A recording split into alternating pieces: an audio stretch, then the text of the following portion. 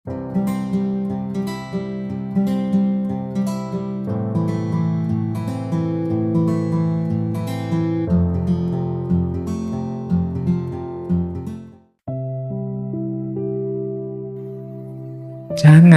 terima pandangan umum yang membatasi dari orang lain yang mungkin menganggapmu lebih tua dari yang engkau sadari. Setialah pada usia jiwamu, bukan pada angka atau pandangan tentang kelemahan dan kesehatan yang buruk. Bagi jiwa, semua itu tidak berarti.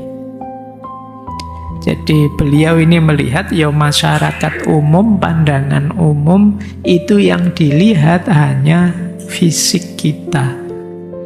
Menyebut tua itu ya dasarnya fisik. Rambutnya sudah putih kah, kulitnya sudah keriput kah, umurnya sudah banyak kah, kan hanya ini yang dilihat. Padahal hakikat tua yang itu kematangan tadi tidak bisa dilihat di luar. Maka kalian jangan terlalu sibuk dengan komentarnya orang tentang dirimu. Biasanya kan kita panik gitu kan kalau orang ngomentari kita, apalagi fisik.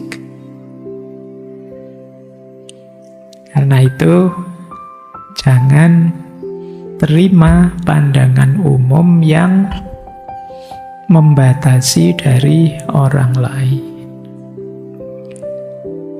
Jadilah dirimu sendiri, matangkan dirimu. Setialah pada usia jiwamu, bukan pada angka, bukan pada kelemahan atau kesehatan fisikmu. Engkau bisa tetap hebat, berapapun usiamu. Ini yang beliau maksud di Eggless Soul. Oke, ini kalimat-kalimat ini bisa kita temukan di awal buku.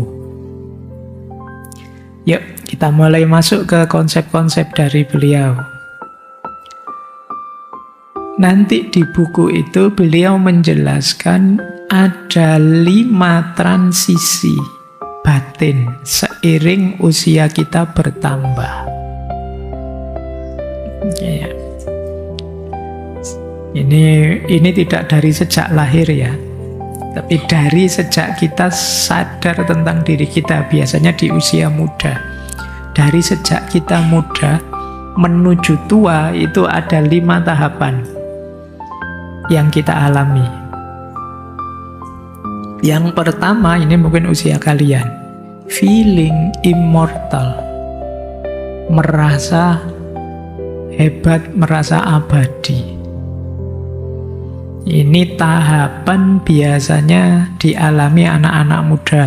Energinya masih penuh, merasa bahwa mati itu masih jauh.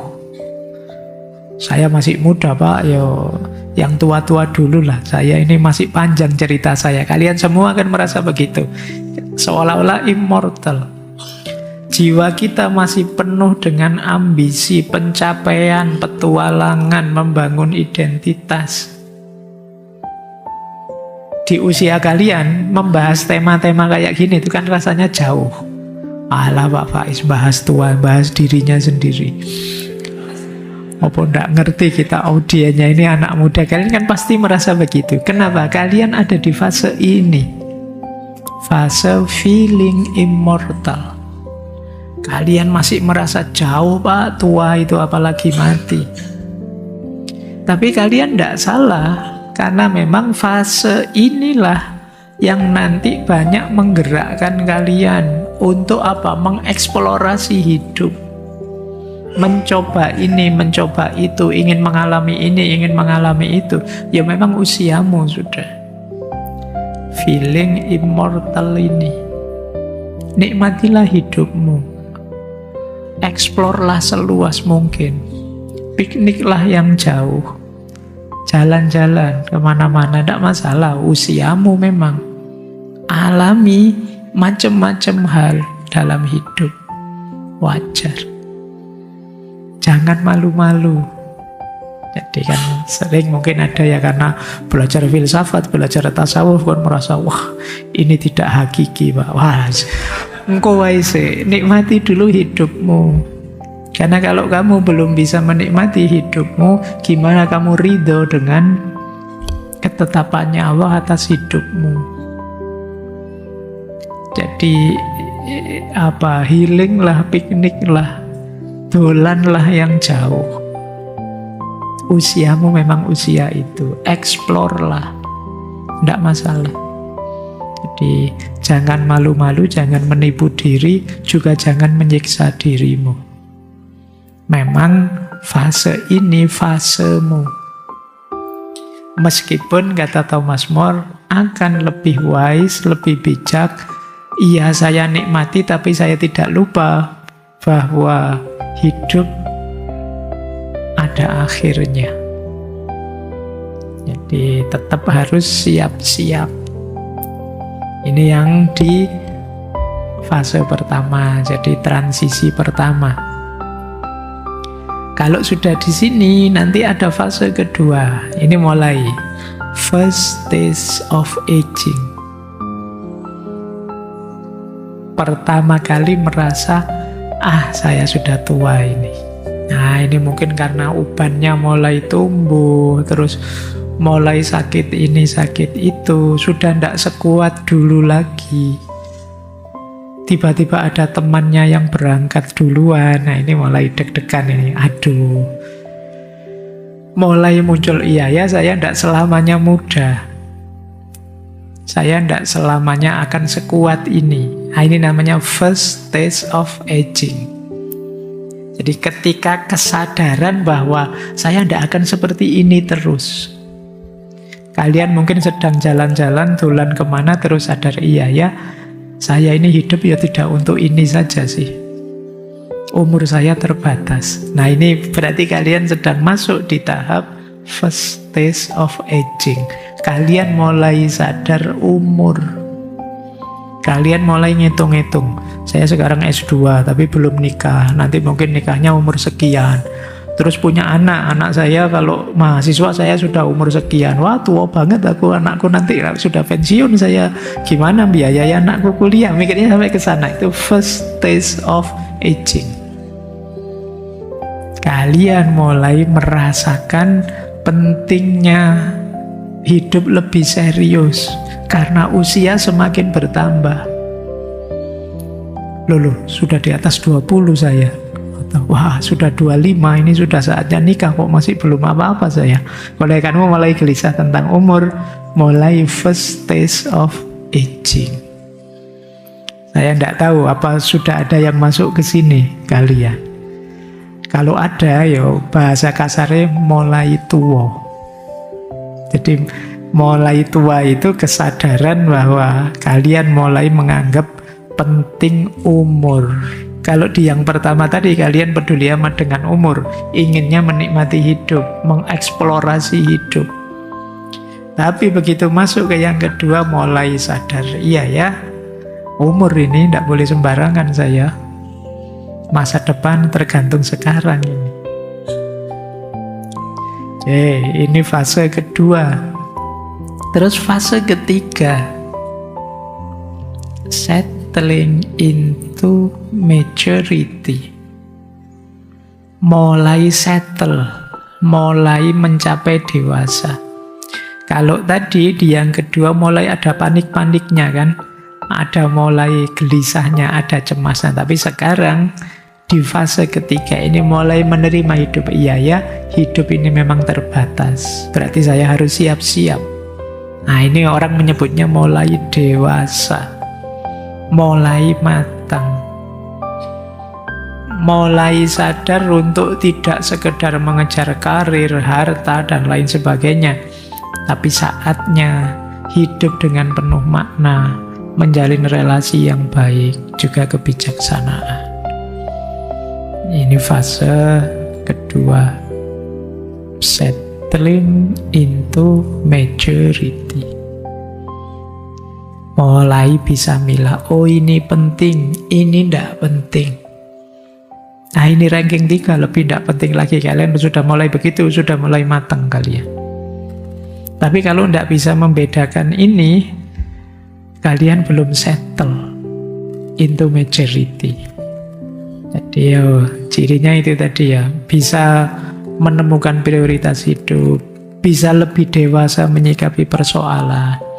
Oh ini urusan kuliah, ini penting untuk masa depanku.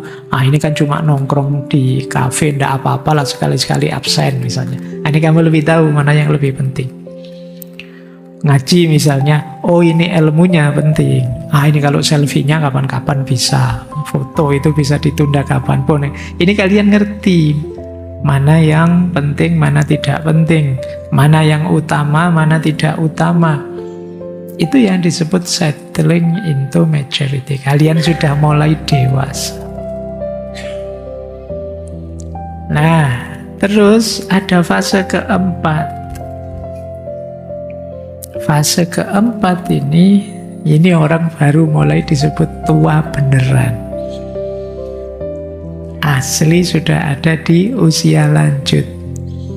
Transisi di lanjut usia, mulai gejala tuanya muncul, sakit-sakitan, pensiun, dan lain sebagainya. Jadi meskipun kata Thomas More ini bukan akhir sih, tapi ini ganti cerita. Jadi bukan akhir cerita, menjadi tua itu ganti cerita, ganti peran kita. Kemarin kita aktif, bisa berkarya ini, berkarya itu. Sekarang kita mungkin mulai sadar, saya tidak kuat lagi melakukan ini itu. Berarti ada yang kuat, yang penting, yang bisa saya lakukan. Mungkin jadi orang tua, menasehati, dan lain sebagainya. Jadi tuntunan, jadi pembimbing anak cucu kita, dan lain sebagainya. Ini yang disebut shifting toward old age. Kita geser sekarang. Nah ini jadi menjadi tua itu ganti narasi hidup. Sekarang jadi orang tua. Ini tua beneran sudah kalau ini. Dan puncaknya hidup, meskipun tidak semua orang bisa nyampe ke sini, adalah yang kelima. Membiarkan segalanya mengalir. Letting things take their course. Biarlah semuanya mengalir apa adanya. Nanti Thomas More banyak mengutip filosofi dari Taoisme. Jadi hidup mengalir saja. Kalau sebelumnya apa saja ingin kita kontrol, tapi sekarang melepaskan kontrol itu, kita terima, kita ikuti saja alur hidup ini. Tidak menolak tua, tidak menolak sakit, siap mati. Meskipun pemaknaannya positif. Jadi siap mati bukan berarti pasrah. Tidak menolak sakit bukan berarti tidak berobat, bukan itu maksudnya. Tapi kita sudah siap menerima apapun. Jadi terus hidup ini jadi tenang, jadi lebih syukur, lebih spiritual. Jadi kita jadi lebih ringan. Tidak kemerungsung ingin mencapai ini, meraih itu. Bisa menerima apapun yang hadir dalam diri kita. Cuma ini kalau disampaikan ke anak-anak muda mungkin agak berat, karena usiamu masih belum. Pak, masa hidup begitu, Pak, mungkin kalian akan begitu. Usiamu masih belum. Tapi nanti di usia tua kalian akan merasakan sendiri bahwa akan lebih indah kalau kalian bisa melepaskan. Kalau kalian bisa sadar posisi dan peranmu yang sudah harus berubah. Kalau kalian bisa mengikuti saja ritme aliran hidup yang memang secara natural kadang memberi kita sakit, memberi kita lelah, memberi kita keterbatasan ini, keterbatasan itu. Justru bahagia kita ada di situ. Nah ini diingat-ingat yang bagian ini ya, untuk besok kalau kita tua. Cuma ya masih muda, ikuti seperti tadi ya, ikuti dorongan jiwamu untuk mencapai ini, mencapai itu, target ini, target itu, ngeritik ini, ngeritik itu, demo ini, demo itu, monggo saja. Ya memang usiamu di situ. Tapi nanti pada akhirnya kalian harus sadar keterbatasanmu. Jadi itulah kenapa nanti seperti kisah di Simone de Beauvoir 2 minggu yang lalu, ketika Buddha Gautama melihat bahwa hidup ini ternyata memang hakikatnya menderita. Karena semua orang pasti tua, pasti sakit, dan pasti mati. Siapapun dia, sehebat apapun dia, sebesar apapun gajinya, itu dia nanti akan mengalami tua, mengalami sakit, dan mengalami mati. Kalau dia lupa fase ini dalam kehidupannya, siap-siap panen di belakangnya agak berat. Ayo, jadi 5 tadi fase transisi batin kita. Setiap usia kita bertambah.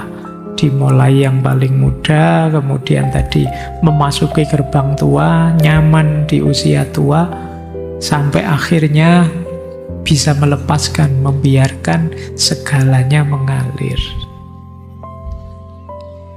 Baik, ambil nafas dulu, biar kalian tidak tegang. Insya Allah semuanya besok tua kok. Tidak harus dilawan tua itu.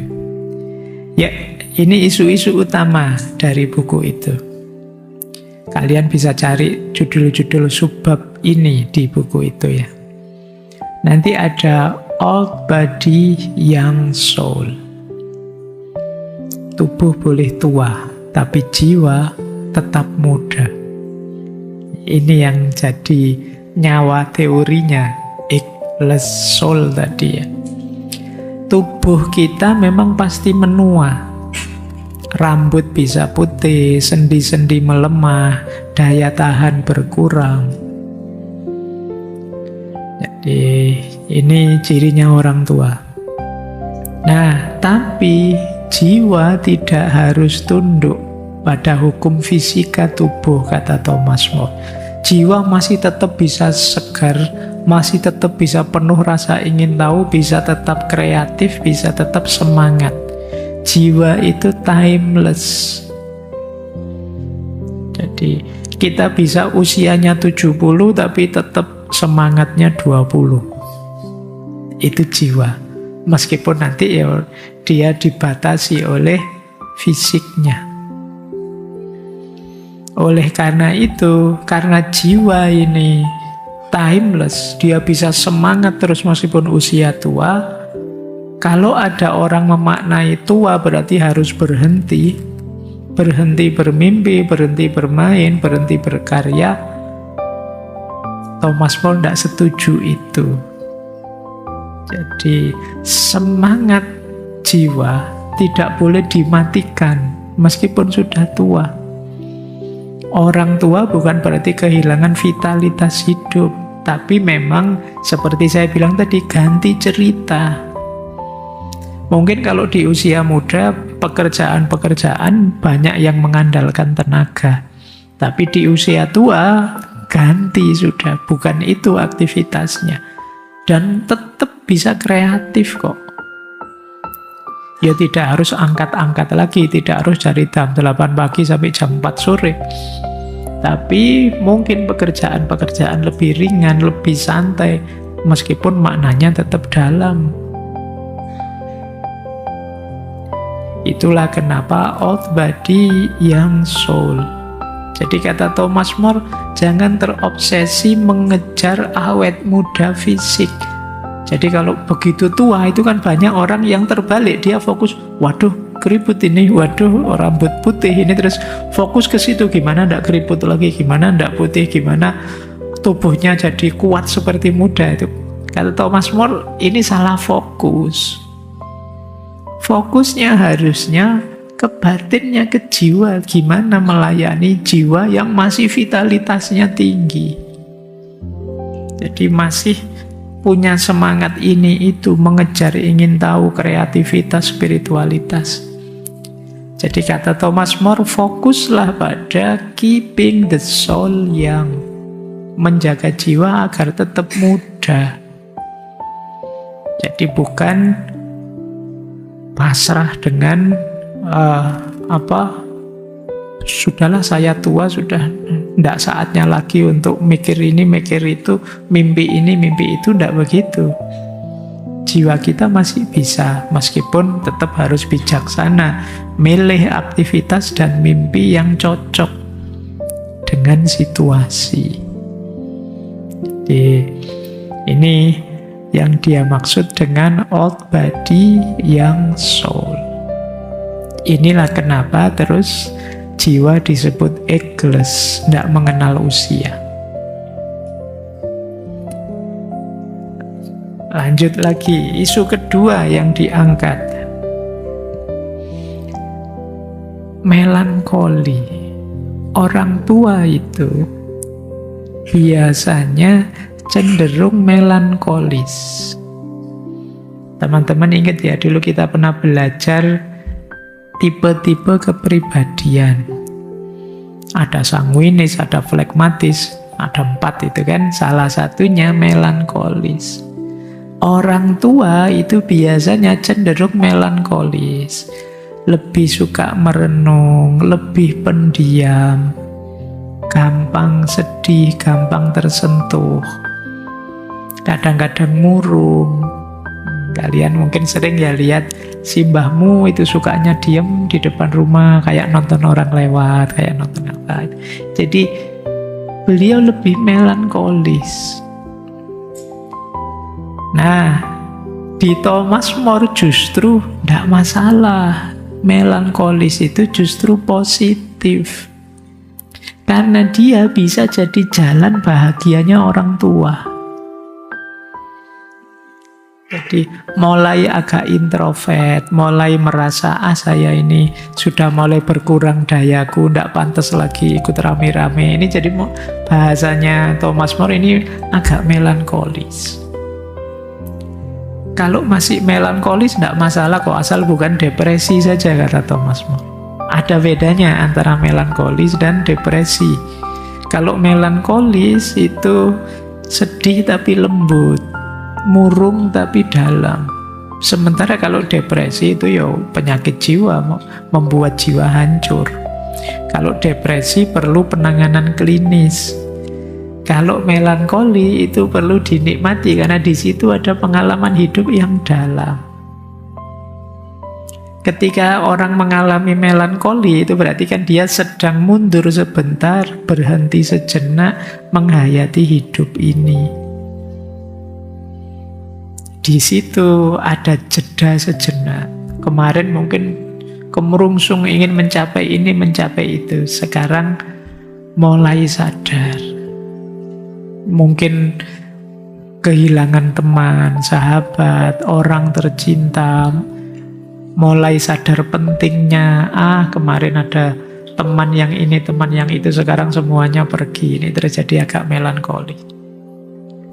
Tapi ini membuat dia lebih sadar. Manusia itu jiwanya ditempa justru oleh pengalaman-pengalaman pahit, kehilangan, kerentanan, luka batin. Kalian yang hidupmu enak terus, tidak pernah ngalami pahitnya hidup, ada yang kurang dalam hidupmu apa? Daya tahan. Jadi kalau bahasa lebih kerennya resiliensi. Kalian tidak terlatih hidup pahit, maka begitu ngalami pahit sedikit saja, rasanya beratnya luar biasa. Itu kayak mahasiswa yang nilainya A terus, begitu dapat A minus, itu bencana besar dalam hidupnya. Bandingkan dengan kalian yang bijine DE gitu terus. Jadi kepahitan nilai jelek itu bagi dia Allah apa? Amin, itu sujud syukur dia. Kan ada itu dulu ceritanya Daniel Goleman itu ya, yang saya ceritakan di sesi emosional intelijen itu. Ada mahasiswa yang nilainya A terus. Tiba-tiba ada dosennya satu yang ngasih nilai amin. Itu bagi dia dunia runtuh sudah. Terus dia pulang ke rumah, ngambil senjata, balik ke kampus, dosennya ditembak sampai tewas. Bayangkan itu. Kenapa? Dia tidak terlatih emosinya mengalami kepahitan hidup. Bahagialah kalian hidupmu yang sering pahit. Paling tidak kalian punya daya resiliensi yang tinggi karena kepahitan apa yang tidak saya alami, itu kamu lebih hebat dibandingkan mungkin temanmu yang enak terus nyaman terus hidupnya. Dari sisi ini loh ya, ketangguhan menghadapi situasi, karena toh kita tidak tahu di depan situasi yang menghadang kita apa. Sekarang kalian bahagia misalnya uangmu banyak, sementara temanmu tidak punya uang. Tapi temanmu yang tidak punya uang itu lebih daya tahannya tinggi. Kalian tidak tahu di masa depan kalau tiba-tiba rekeningmu diblokir gimana. Kamu stres. Temenmu yang tidak punya uang, blokir lah rekeningku tidak ada isine. Lebih tangguh menghadapi masalah. Oke ya, jadi itulah hidup. Pelajaran hidup itu seperti itu. Makanya kalau kata Konfusius itu pelajaran paling pahit itu dari pengalaman, tapi ya menguatkan. Oke, jadi melankoli itu penting sih, gunanya juga banyak. Jiwa manusia itu tumbuh dalam kehilangan, kerentanan, luka batin. Dengan mengalami situasi melankoli, terus hati jadi lebih siap, karena di situ orang merenungi hidupnya, menyadari situasinya. Dia bisa pada akhirnya menerima, iya ya, hidup ini ya memang ada saatnya bersemangat muda, ada saatnya mulai lemah di usia tua. Pertemuan pasti ada perpisahan, teman-teman berangkat satu-satu, ya memang itu kodrat alami. Ini hasilnya apa? Orang menarik diri sebentar ketika mengalami ujian eksistensial, cobaan-cobaan hidup. Itulah nanti yang oleh Thomas More disebut melankoli. Ya, baik. Jadi ini keadaan emosi yang mungkin gampang sedih, gampang murung, gampang merenung, kemudian teringat masa lalu, ingin kembali ke masa-masa itu. Ini ciri-ciri orang melankoli. Tapi yo ada gunanya, asal tidak bablas sampai depresi. Nah, kalau melankolinya berlebihan, bisa nanti sampai ke depresi. Tapi yo sampai level tertentu melankoli ini berguna. Paling tidak jadi rem dalam hidup kita untuk tidak berlebihan.